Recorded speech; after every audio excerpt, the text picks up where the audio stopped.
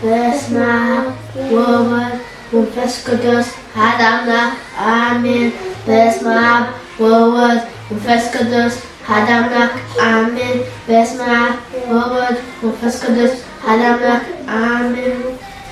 አቡነ ሰማያት ይትቀደስ ስምከ ትምጻእ መንግሥትከ ወይኩን ፈቃድከ በከመ በሰማይ ከማሁ በምድር ሲሳየነ ዘለለዕለትነ ሀበነ ኅድግ ለነ አበሳነ ወጌጋየነ ከመ ንሕነኒ ንዛብሰነ ዕጣንስከ ወሰመስል አላድኅነኒ ወባልሐኒ እቁንኪ ስመ ዝአኪ ኢተመንገስ ሀለ ስብሐት ዓለም ወልድ አሜን።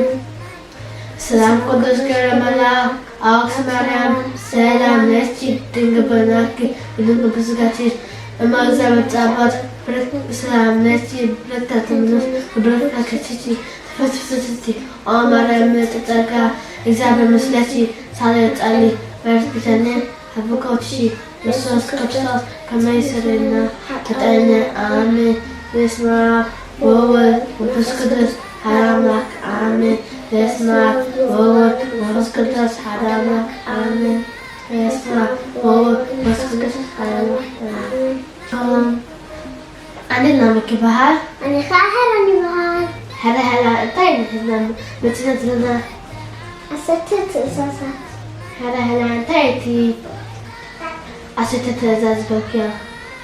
ኣምላኽ ንዓይ ንኣኻን ንኩሉ ህዝብን ዝሃበና ትእዛዛት እዩ። ሄራን እማ ክንነግርና ዶ? ሕራይ ካባይ ካብ እግዚኣብሔር ኣምላኽካ ወፃኢ ካልኦት ኣማልክቲ ኣይተኣምልኽ። ሕራይ ሓደ ናይ እግዚኣብሔር ስም ብከንቱ ኣይትልዕል። ሕራይ ክልተ ሰንበት ኣኽብር። ሕራይ ሰለስተ ኣቦኻን ኣዴኻን ኣኽብር። ሕራይ ኣርባዕተ ኣይትግተል። ሓሙሽተ ኣይትዝሙ። እሺ ሽዱሽተ ኣይትስረቅ። ሸውዓተ ብሓሳብ ኣይትመስክር። ሸሞንተ ናይ ሰብ ገንዘብ ኣይትድለ። ትሽዓተ ንብጻይካ ከም ነፍስኻ ኣፍቅር። እሺ ዓሰርተ ሕራይ ላሜክ ንስካ ክትነግረና ዶ?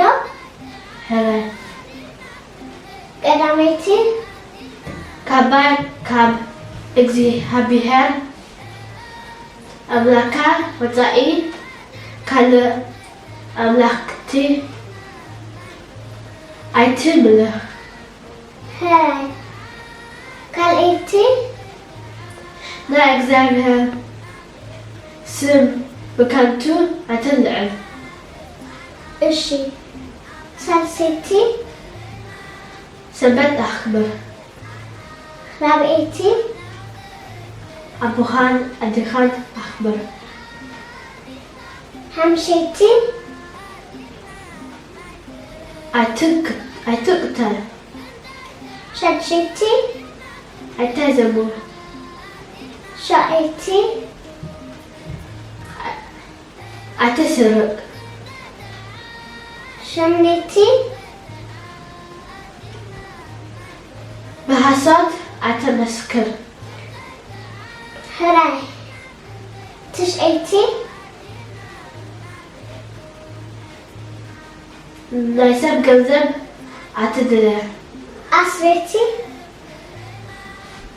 ንብጻይካ ከም ነብስኻ ኣፍቅር።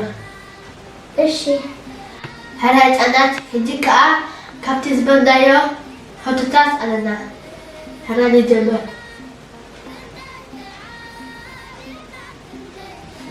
ሳሰይቲ ትእዛዛት እንታይ ትብል? ሰንበት ኣኽብር። ዓስረይቲ ትእዛዝ እንታይ ትብል? نبتعك كم نفسك أفكر شاتشيتي تزاز تاتبه أيتزم قداميتي تزاز تاتبه كباك إجزهابها أملاكا وزائي كالوات عملختي أتملخ تسعيتي تزاز تاتبه نسب كذب أيتدله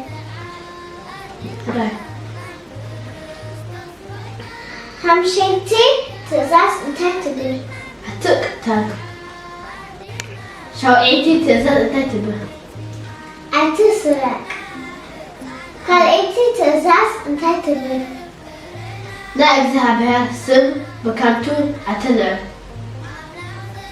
كلاي ربعيتي تزاز تاتبه أبو خان علي خان أخر هاي شاونيتي تزاز تاتبه بحسب أتمسكر كلاي ህፃናት ኣብ ትውልድናልና ደቀንና ብጸሎት ዳም ወድን በስመ አብ ወወልድ ወመንፈስ ቅዱስ አሐዱ አምላክ አሜን። በስመ አብ ወወልድ ወመንፈስ ቅዱስ አሐዱ አምላክ አሜን። በስመ አብ ወወልድ ወመንፈስ ቅዱስ አሐዱ አምላክ አሜን።